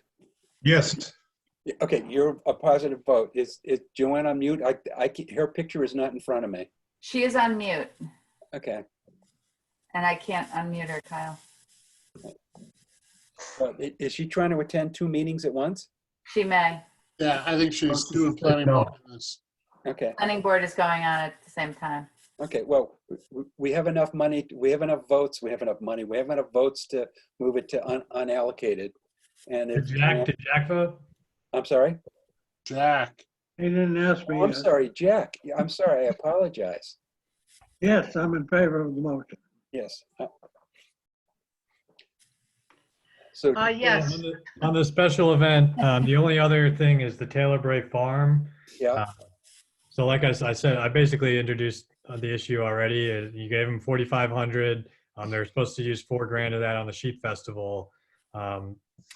I talked to Mr. Clark at the Taylor Bray Farm, and he'd be willing to come to a future meeting to talk about how grant might be amended. You guys have a lot of options. You could just take back the $4,000. and just give them the 500 you originally apportioned them for the fall festival. You could amend it and take back. Mr. Chair, I'm sorry to interrupt Kyle, but just keep this moving forward. I'd like to make a motion to amend the fall grant to the funds needed for the event, which is $1,100, based on what Kyle's information earlier, so that hopefully we can have an event this fall of some sort. So I'd like to see us amend the 500 to increase it to the sum of $1,100 to help him fund that event for this fall. And then return the Second. balance. And return the balance to the unallocated. Right. Okay, there's I a second motion. that. Is there, and Steve, second? Got to do this, again, got to do this as a roll call. Steve, I'm assuming that you made the second. Yes. You're willing to vote yes? Yes. Okay. Mary, Yes. Joanne, Yes. Ken, Yes. Jack, Yes, who did I miss? Ryan, I think he's gone. you think he's gone? Okay. Well, We that, have votes to do it. and So, yourself, Peter. yeah, I vote in favor of it. Yes. So you'll talk to the folks at Taylor Bray and tell them that, okay? Yes, we'll do. Okay. And Jack, do you have any updates? just one, my appointment to the Cape Cod Commission ran out on April 23rd, and the selectmen didn't reappoint me until April 28th. In the meantime, the commission, I guess they didn't think I was a member anymore. So they sent a copy of the letter to me of my reappointment to the secretary. And in it, it referred to the fact that I had to be sworn in. So they didn't recognize the appointment until I got sworn in. So I finally cornered Phil Goddard, and he swore me in by telephone today. I'm kind of at odds with him because as of this year, we have not had a nominating committee, and the election has to be in June so that the new officers can take their office in July 1st. But I emailed chairman on April 22nd asking what's going on. You haven't even appointed a nominating committee, and I think maybe we should talk, maybe the executive committee should meet and maybe push it down the road, the election down the road. And he got back to me and said, oh yeah, he had talked to Christie about this, and he was going to ask the staff to look into some alternatives. And I didn't hear anything until this morning when I sent him a letter saying, I haven't heard anything, and I'd like to have it as an agenda item on our March 14th meeting. So hopefully we'll get it squared away, but I mean, as of now, the last one-year chairman, which is what the rules call for, a chairman and a vice chairman serve for 1 year and cannot succeed themselves. But I was the last chairman that only had it for 1 year. That was FY14. After that, they decided to have Dick Roy have it for 2 years. And then Woody from Sandwich is the chair now, and he had it for 2 years. And then they said they'd give him a third year. And then during the third year, there was a proposal to make the president's term 2 years from now on. And so they said, well, let's make it retroactive. So Woody's in his fourth year. And I think what they're going to propose is that he'd be reappointed for 2 more years. So I kind of thought that was a little sway from regular motion. So Yeah. I said, I hope that, some of the enemies of the commission don't get word of this, because they're always something to criticize the commission about. And no, I did not call Ron Beatty. He cost us over $100,000. He, at one point in time, under the Freedom of Information Act, he asked for the executive committee minutes for 2001, 2002, 2003, and 2004. And of course, we had to gather them up, get them printed. He never picked them up. That's the end of my report. Joanne, do you have any pearls of wisdom? I do. The planning board met on April 15th. And the major item that we spent some time talking about was the WISE Living Retirement Community that will be the reuse of the Irish Village motel. And we approved the site plan review that they had submitted to us. They have several layers of review to go through. But we approved with certain conditions the site plan because it's in the Village Center Overlays District. We are the permitting authority there. So it's a very interesting project. I think, you know, it's a reuse and reconditioning of a facility. Interestingly, we learned at the very end of the meeting, and maybe Kyle, you knew of this, it is going to be an opportunity zone developer money investment that's going to make these, that's going to be the primary developer of the site. I'm not sure if that's Christopher Wise or his investors, but it is an opportunity zone investment. Kyle, you were aware of that, or? I wasn't actually. Karen was the one who. It was. Oh, me. okay, Karen. I was. But it's I was great. I aware should have told you, Kyle. on the I plate. think that might be our first opportunity zone success. So first. Yeah, the lawyer who was one of the primary participants, as well as the architect developer group, Kieran Healy, who had the proposed plans. But the attorney could not divulge who the opportunity zone investors were because of, you know, client privilege and all that. But I suggested to him that it might be worthy of some public awareness, and it's kind of a good news issue, I think, that we have someone who has found a way to look positively on that for our community, but I don't know who they are. I tried to find out too, Joanne, and was unsuccessful. Which goes to the heart of these opportunity zones and how it's such a great thing for communities, and yet the towns in which they exist are never going to know really the backstory on who it is, whose money, what's going on, until I guess things move along and there's public disclosure required. It's somebody with a lot of capital gains. There's no need for public disclosure if it's a private enterprise, and you'll never find out where the money came from. So Yeah. all you need to care about is that there was reinvestment in the town. So That's right. Yeah. So anyway, the mystery of opportunity zones continues, but I thought it was good news from that perspective. They are coming back to us, the WISE Retirement Community Group, for several more reviews, as well as an appearance before the Zoning Board of Appeals, since they do need some zoning variances that we, the planning board, have agreed to support. And in fact, tonight probably voted on them to support them. So that's. Joanne, I've been messaging you. The planning board meeting is indeed over. Yeah, I sent one back to you. I didn't know how to send it. I did say thanks. Oh, I didn't see it. Yeah, a new experience messaging during a Zoom. No. So, So Joanne, and that was the primary thing on the agenda. what you're going to tonight. do next is make sure that the Irish Village moves down the street and stays in Yarmouth.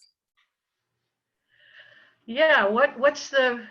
That's my understanding, and Mary can chime in too, is that they will be relocating in Yarmouth. they will be staying in Yarmouth. Oh, Yeah. Yeah, they're Okay. supposed to go to the Yarmouth Resort. oh. Well, maybe they'll be back in front of us for some changes they have to make there. Who knows? But that's my report. Oh, great. Excellent. staff updates, and we've got lots of staff tonight. This is exciting. I have one update. I wanted to let you know I had a conversation with Lauren Walk from the Cultural Center regarding the status of their contract. So as you all know, you allocated 22,000, 500, yep. 22.5 for the Cultural Center in this calendar year. They were up and running, doing events from January until the stay-at-home order. They've really shifted into an online presence and having classes and exhibitions that are online. They do hope to, adapt accordingly, and they have been able to retain all their staff, is my understanding at this point. When they made application to the committee for funding, it's, they've always been a kind of square peg in a round hole with what they do, because it's not just one event that they have a series of events through the year. And the conversation that I've had with Lauren, and I thought she was going to be able to join us tonight, and she's not. I got a text message, was whether or not to pay some of operating expenses. So we've always paid them for the marketing only portion, not necessarily the execution of the special events that go on. It is allowed with the existing contract language, but it's not necessarily what the committee has always understood moving forward. I think it's a worthwhile expense to consider. And I'd like to, I'd state for the record, I'd like to consider their request to use some of the funding for operating expenses.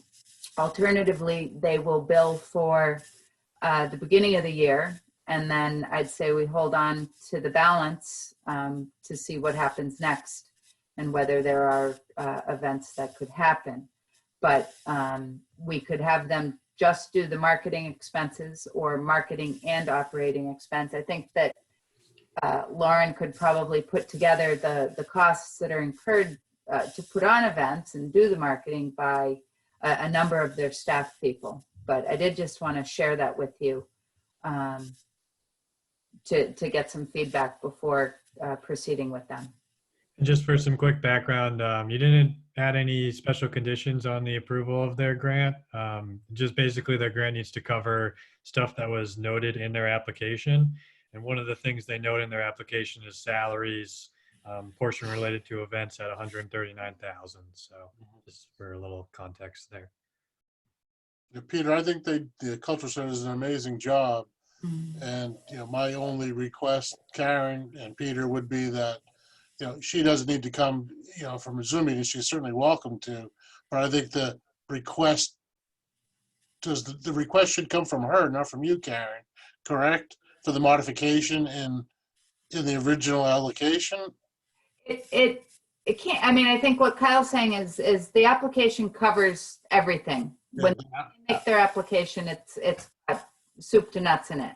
Then Peter, I'd see fit to not to change the dollar amount, but to allow her to use it as she sees fit to continue that operation. So I'm okay with that too, Peter. Okay, so Ken, are you making a motion then? I'll back up and make it a motion. Okay. I'll second that. I'm not trying to rush anybody on this. But Steve, if you make a second, we can open it up to further discussion. I'll second that. Okay, so we got a motion and a second. Joanne, you got any questions? No. I had a question, Peter. Yes, sir. I don't see the sense in the motion if they tell us that the contract, they can do whatever they want to anyway. That's my opinion. Yeah, Jack's right. Actually, that's a very good point. That's a very good point. My state was more of a statement. I think they do an amazing job, and we should just let them use the money. We've allocated it. It can be used for any sorts within the packet that she proposed. Let her use it. Okay. I brought it up because I brought it up because it was okay by the contract. I took the time to make sure it was okay. Yeah. With finance and procurement, and but I didn't want to go ahead and do it because I didn't feel like it was always in the spirit of what you guys had always had in your minds. So procurement had no problem then, I take it? No. Okay. So it's really a point of information rather than a request for an approval. Correct. Correct. So can you That's withdraw fine. your motion? Perfectly, yes. Motion is withdrawn. Right. Steve, withdraw Second. your second? Okay, Second. so Karen, the consensus of the committee is tell Ms. Volk to keep on rocking. I will let her know. Thank you all. I appreciate it. Anything else, Karen? No, I'd say stay tuned. Mary bopped off the call, but stay tuned for outreach and more. She wanted to talk to us about something tonight, and Yeah. Karen, can I ask? Yes, Can I ask please. you a question? Yeah. Anything. This goes to the our last meeting where you mentioned, and I'd forgotten about this, but I was reading the minutes. The grant for almost $1 million for the drive-in site Yes. is really not the drive-in site. It's really the park, right? You're correct. The walkway. You are correct. Okay. Kyle, do you have any? Only update is that we did launch the Cdbg job retention grant program. Good update. It was in the Cape Cod Times, and I just saw it today. It was in the Register too. So we sent out a couple press releases for that. I'm not sure what our application number is at. Yeah, I'm gonna check, Kyle. But Mary Wagon, our Cdbg coordinator, and myself will be reviewing them, I think, next week. The deadline was the 12th. I have a question which is corollary to that, to jobs. The folks that did the weed whacking and stuff, do we have money allocated for them? I'm glad you brought that up, Peter. I had an informal conversation with Jeff, I think sometime last week, just talking about the beautification team, and I mentioned it to Kyle. I'll follow up with Jeff, and we'll bring that up when we are talking about the budget on the 19th, if it's okay with you guys. I'm not sure. My understanding was that Jeff was trying to absorb the cost of those people. Yeah. For the beautification team. You know, the tourism fund provided pilot money. It worked. We were trying to incorporate it into the town budget. I'm not sure if that was one of the items for the FY21 budget that may not be part of the FY21 budget anymore. So. Right. My argument is we're hurting. We want to look as good and as best we can. No, agreed. And I think Jeff was very much interested and appreciative of, the opportunity to make the ask again. Okay. I have a quick question on the application required for the grants. Is this boilerplate application material? Because I went through it, and for a small company under 10 employees, it's a lot. It is a lot. And maybe Steve can jump in. I think, Joanne, you're talking about the Cdbg funded job retention, job creation. Yes, yeah, I'm looking at things like the delineation of expenses and average monthly pre-COVID, post-COVID, the listing of employees and whether they have low or moderate income for the household. So, I'm just questioning. Joanne, having some experience with this in the past, a lot of this is directed and comes directly from housing and urban development. It's all boilerplate language, so it's all tied back into the legislation and PFRs. That's what I figured. To be quite honest, we through the HUD grapevine, we borrowed an application from an established program and have run through it with our HUD rep and added to it. And it's something new for us. So we're erring on the side of caution, trying to add as much questions as we can, so that we get it right the first time.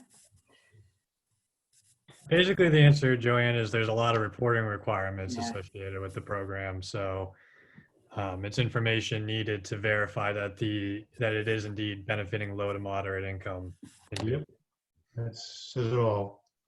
Yeah, and I can see where for larger amounts of money, that this might be appropriate, but I'm scaling the amount of work. Yeah, no, I totally hear you, Joanne. It might not be.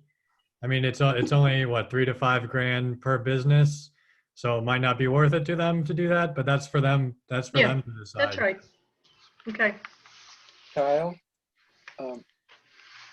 I'm the chair of Coastal Community Capital, and we've run a bunch of these kind of grant programs in the past. And again, for the 3,000 to 5,000, and often it's for the town of Barnstable, and it's a loan, but if it never gets paid back, and they make sure that it's not going to trips to Mexico and stuff. They have to do some stuff that they verify, but they don't really put a heavy emphasis on getting it paid back. They just want to get it in, and most of it's gone to Main Street, and some of it's been to trees in front of somebody's business kind of thing. Program is a grant, Peter? And, sometimes it's a grant program, and sometimes it's a loan program. Right. And ours is a grant, and we've got, just point of information, I just checked, we have 12 applications so far. Oh, perfect. Yeah. Which is great. And if people are willing to provide the information without too much whining, That's the hard part. Hey, Karen, how much money is available in this grant program? We have $60,000 budgeted from this year's funding come July. An additional, I think, 90 some odd thousand. And then we also have the special COVID money. So that total budget was 78. It's we did not program out the job retention, job creation for that. We were looking at urgent needs. Okay. Good news is for this COVID environment, the feds have relaxed some of the programming timeframes. Usually it takes months to advertise and approve and get things up and running, and they really have shortened some of that. So it is flexible. We'll look and see how this goes and then go forward and allocate accordingly. Okay. Anything else? I'll do it. Minutes for review, April 9. I'll make a motion to accept them as printed in the packet. Second. If there's a motion and there's a second, any further questions? Joanne, you had a question? Or you? No. Well, I don't Okay. know if you have anything else on your plate. Somebody's Who's that? voice just squeaked in and out. I wasn't sure whose it was. I think that was background noise on Jack's. Okay. Jack, are you in favor of the minutes? You're on mute, Jack. Yes, I'm in favor. Okay, Steve's in favor. Joanne? Yes. Ken? Yes. Mary's gone. Is Mary still there? Mary's gone. Mary's gone. Mary's gone, Peter. Jack? Jack already said yes. Okay, Jack said yes. So we've got the votes. What about you, Peter? Oh, I vote in favor. Okay. I vote in favor. Right. Upcoming meetings is obviously the 19th of this month, and then a June 11th, which would be right before town meeting, assuming that we are going to have town meeting. There has to be some kind of town meeting, right, Karen? There has to be some kind. We were the tentative date right now is June 22, with the question of how are we going to have town meeting. So I think that's the kind of $1 million question, and I think there'll be more guidance coming out from the state on this. The legislation seems to happen on a daily basis, and I thought there was a move, Karen, to do mail-in ballots. There, yeah, you know what? I'm gonna mail one in for Sandwich. In the May election, their town election. But I think that I don't know how we could do a town ballot for the town meeting, Ken. Well, for simply, what Election. I thought I had heard was that they were going to do informational sessions, and following the informational session was a mail-in ballot for vote. So I don't know about that. That what I will tell you is the town election date has been moved to June 30th. okay, But you know, I think that town meeting date, Kyle's absolutely right. It could change again. I don't see how you can do a mail-in on it. You know, I don't either, but I've got a question on Article 2, item number 6. right. Right. They are, the selectmen last week started to take a look at the warrant. They're really making a concerted effort to reduce the number of articles that are on the warrant, and only do what's absolutely necessary. And that means most of the articles that are on there are budgetary. CPA did meet this week. CPA, as you may know, places articles that the Community Preservation Committee is responsible for placing the CPA articles on. They actually voted to place all of the articles on the warrant. So we have a draft agenda, and I imagine that's on the selectmen's agenda for the people. When I'm looking this way, I'm looking at my calendar. It's the 12th of May. Zoom, you can have up to 300 people in a meeting. So that's as many people that ever usually go to the thing. So It is. I don't know that we can I'll let you limit it, chair though. that meeting. Yeah. Right. We'll keep you posted for sure on town meeting information. okay, Mary's not here. Anyone care to do number 9? Motion to adjourn? Yeah, motion to adjourn. There's a motion, and is a second somewhere along the line. second, Ken made the second. Joanne, are you in favor? Yes? I'm in favor. Jack, are you in favor? I'm in favor of adjourning. Joanne, did you vote already?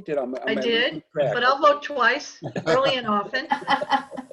Chicago, yes, we adjourned. The Irish way, I don't have a problem with that. Chicago, early and often.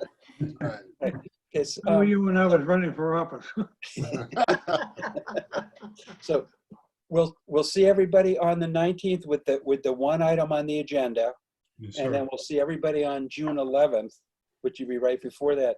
And thank you very much, and wash your hands and stay healthy. Yeah, stay safe, Cheers. everyone. Stay healthy, everybody. Bye all. Bye-bye.